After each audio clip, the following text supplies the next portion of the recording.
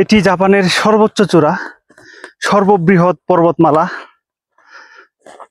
Fuji, যে Fuji নামকরণ করে অনেক বড় বড় প্রতিষ্ঠান রয়েছে জাপানের, যেমন বাংলাদেশে পরিচিত Fuji studio, Fuji colour studio, Fuji computer, Fuji নামে অনেক কোম্পানি রয়েছে, ফুজি ইলেকট্রনিক্স থেকে শুরু করে।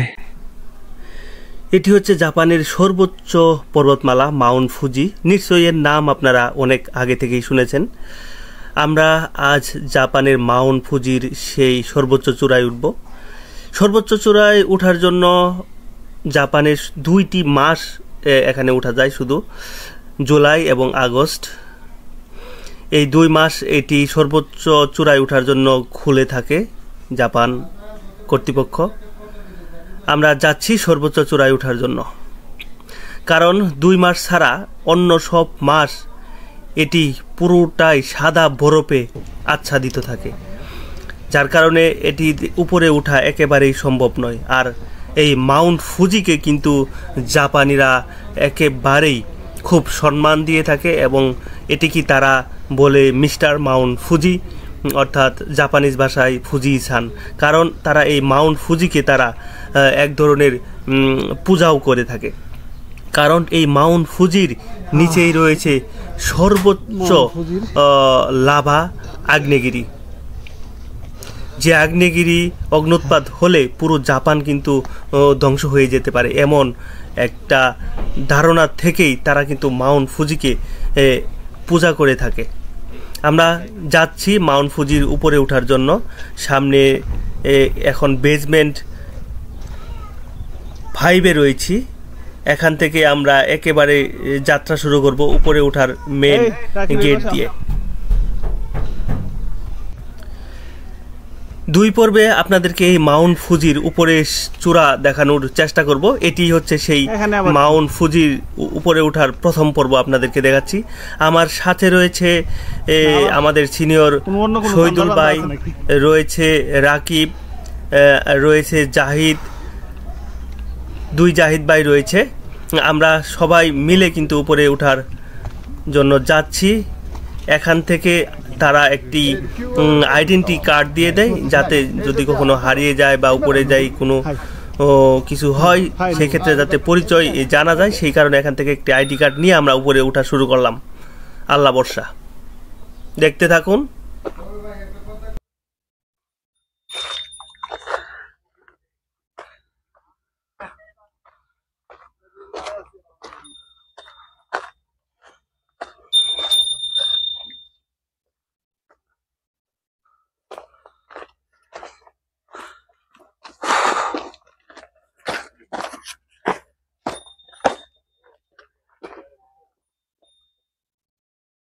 আগ্নেয়গিরির অগ্নুপাতের এই সব একদম পুরা পাথরের মতো গুরু টুকরো, পুরা পুরা দেখতেই পাচ্ছেন। এই মুহূর্তে আমরা উঠতেছি জাপানের সর্বোচ্চ পর্বত শৃঙ্গ মাউন্ট ফুজির চূড়ায়।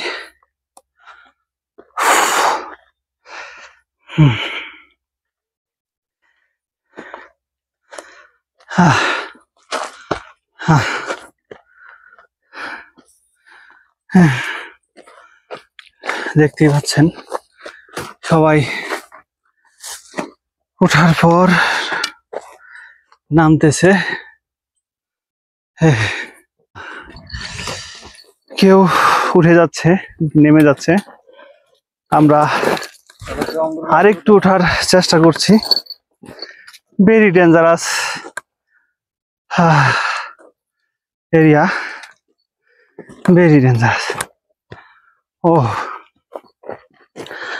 এই মুহূর্তে আমরা উঠতেছি মাউন্ট ফুজির সর্বোচ্চ চূড়ায়।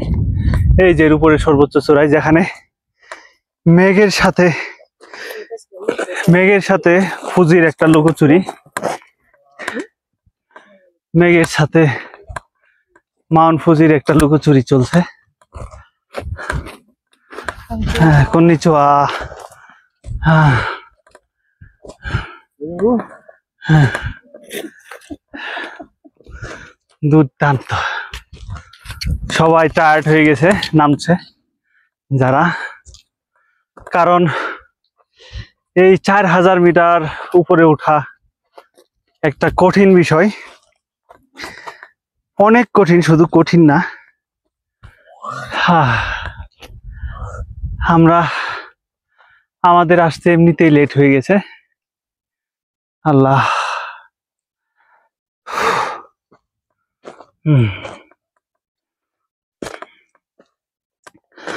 ও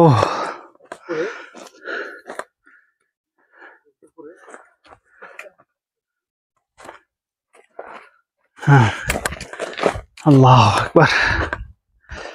এটি জাপানের সর্বোচ্চ চূড়া, সর্ববৃহৎ পর্বতমালা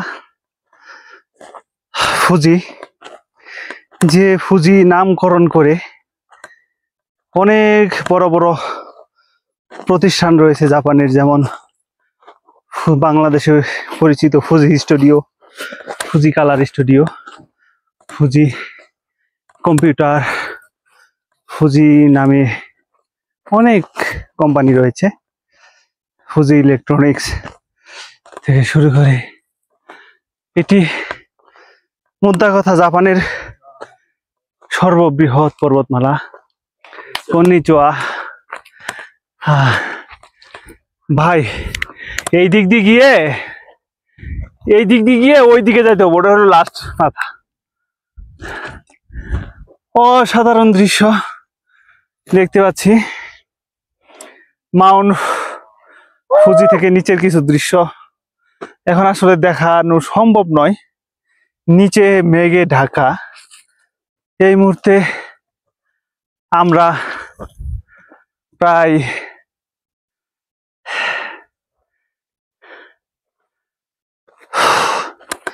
2600-2700 ফুট উপরে রয়েছি। একদম আকাশে মনে হচ্ছে চারপাশে নিচ দিয়ে মেঘের খেলা। দারুণ এক দৃশ্য। এই যে যারা সকালে উঠেছিল তারা নেমে যাচ্ছে। এই মুহূর্তে প্রায় বেলা 4:30টার মতো বাজে। দারুণ এক অভিজ্ঞতা। Mount Fuji, Japan.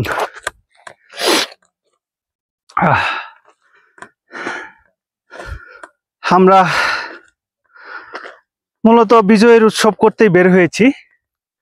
বাংলাদেশের মানুষের, মুক্তিকামী মানুষের বিজয়কে উদযাপন করার জন্যই আজ আমরা এই জাপানের সর্বোচ্চ পর্বতমালায় এসেছি। আসলে ওঠার সময় কথা বলার মতো পরিবেশ নেই, কথা বলার মতো অবস্থাও নেই। একদম হাঁপিয়ে উঠেছি, যেটাকে বলা হয়। উপরে ওঠা সত্যি কষ্টকর।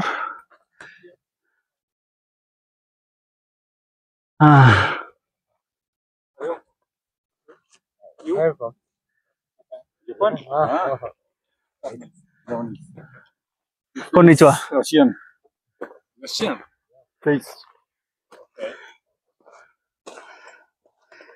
Nice to meet you. Oh, konnichiwa. Oh.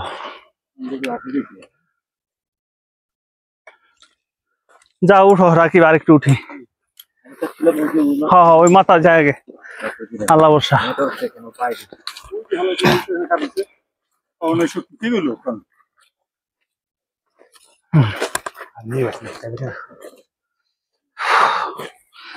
আল্লাহ।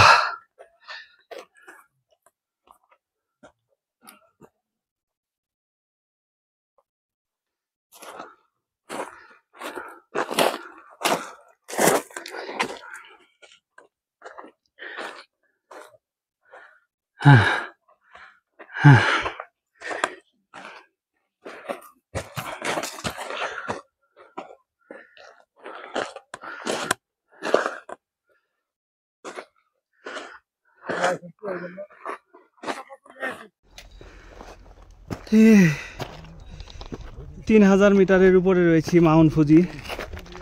দেখুন কত বয়স্ক লোক উঠে গেছে। কন্নিচিওয়া। হানাতা নান যাই।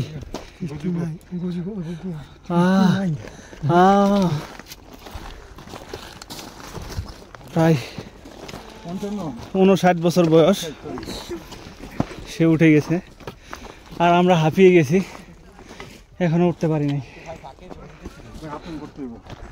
ও আল্লাহ।